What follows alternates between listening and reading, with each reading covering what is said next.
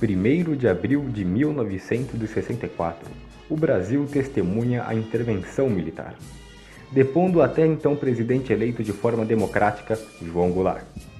Foi um período histórico de caráter autoritário e nacionalista, onde a disciplina era a maior virtude do governo, que culminava a livre expressão.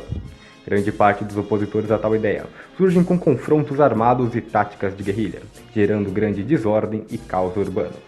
Um grande líder desses movimentos revolucionários, Carlos Marighella, assassino e terrorista da época, se tornou o inimigo número 1 da ditadura.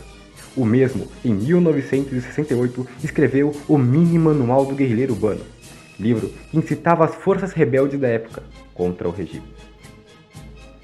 O regime adotou uma diretriz de oposição ao comunismo, assim como censurava todos os meios de comunicação do país, torturava e exilava os dissidentes. Entre as torturas mais conhecidas, o pau de arara. O pau de arara, que consistia em uma barra de ferro que atravessava entre os punhos amarrados e a dobra do joelho, sendo um conjunto colocado entre duas mesas, ficando o corpo do torturado pendurado a cerca de 20 ou 30 centímetros do solo. Este método quase nunca era utilizado isoladamente. Seus complementos normais eram eletrochoques, a palmatória e afogamento. Outro muito conhecido era o choque elétrico.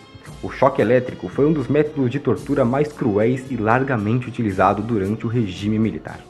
Geralmente, o choque elétrico dado através do telefone de campanha do exército, que possuía 2 fios longos que eram ligados ao corpo nu, normalmente nas partes sexuais, além dos ouvidos, dentes, línguas e dedos.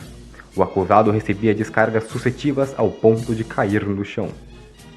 O regime teve seu fim quando José Sarney assumiu a presidência em 1984, eleito indiretamente pelo Congresso Nacional, o que deu início ao período conhecido como Nova República.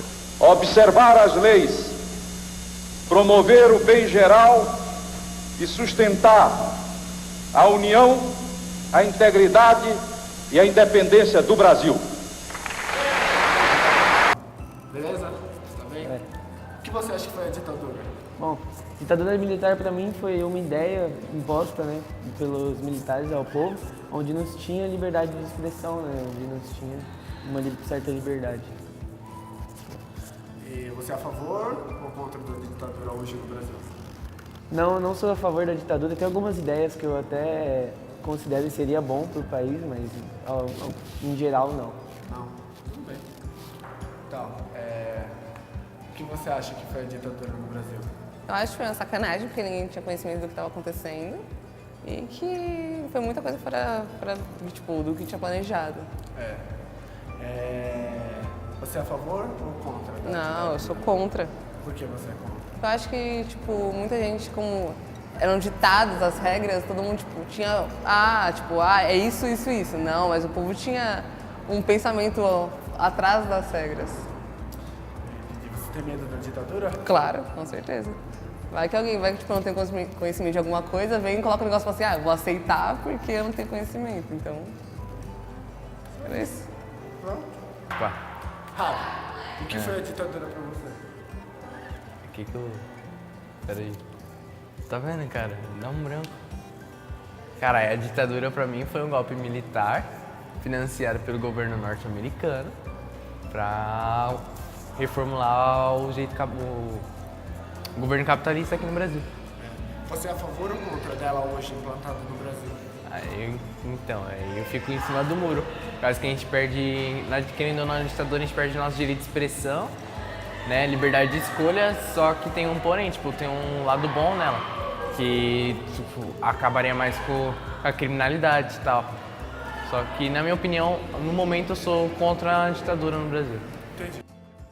O diretor da escola, José Maria Stanzani, vivenciou a ditadura e nos conta como foi o período de sua infância. Bom, o tempo da ditadura foi um tempo em que o Brasil tinha mais ou menos 90 milhões de habitantes. Era um pouco, e era uma época em que o Brasil estava em pleno desenvolvimento. Então, as escolas eram muito boas, muito rígidas, estudei muito e me formei, e eu entendi assim, quem era do bem nunca teve problema com ditadura. Ditadura só deu problema para quem era contra o regime. Mas o regime não era tão ruim assim. Tanto é que hoje tem muita gente que quer que ele volte, né? Então, os mais velhos querem que volte. Porque está tanta bagunça hoje que eles estão falando, poxa, naquele tempo era mais definido o que se queria.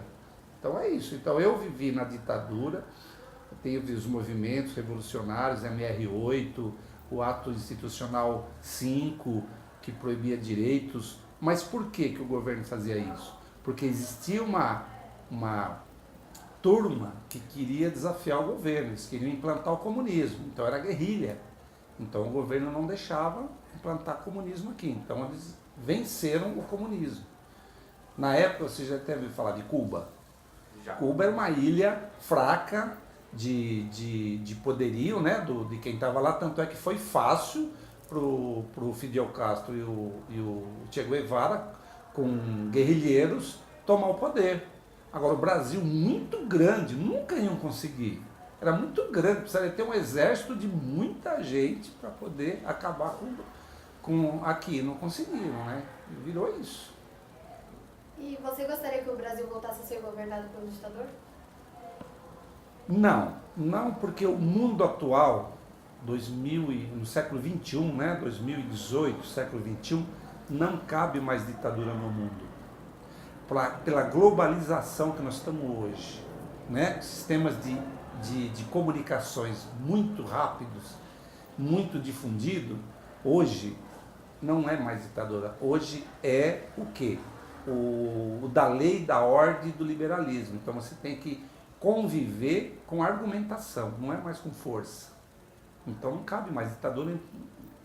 Ditadura só vai ter em país muito atrasado culturalmente. E o Brasil não é. O Brasil é bem adiantado. E tem algum acontecimento nacional que te marcou? Acontecimento na época da ditadura? Isso. Bom, tiveram vários, porque eu sempre acompanhei os noticiários e sempre soube como é que se diz, da morte de alguém que foi torturado, como Vladimir Herzog, vocês já ouviram falar? Tanto que eram jornalistas que falavam contra o governo, então o governo achava que eles eram presos, torturados. Como a Dilma foi presa, torturada, a Dilma era guerrilheira, né? Eles assaltavam bancos para financiar o movimento deles. Quem mais? O Fernando Henrique Cardoso foi revolucionário. O José Serra, todos que estão na política aí, na época, eram revolucionários. Eram estudantes da USP que eram contra a ditadura. Acabaram se exilando fora do país e depois voltaram e se tornaram políticos. Agora, e eles todos foram governo. Só que eu não vi o Brasil ser tão melhor governado por eles que eram contra a ditadura. Tanto é que a corrupção que chegou nesse país.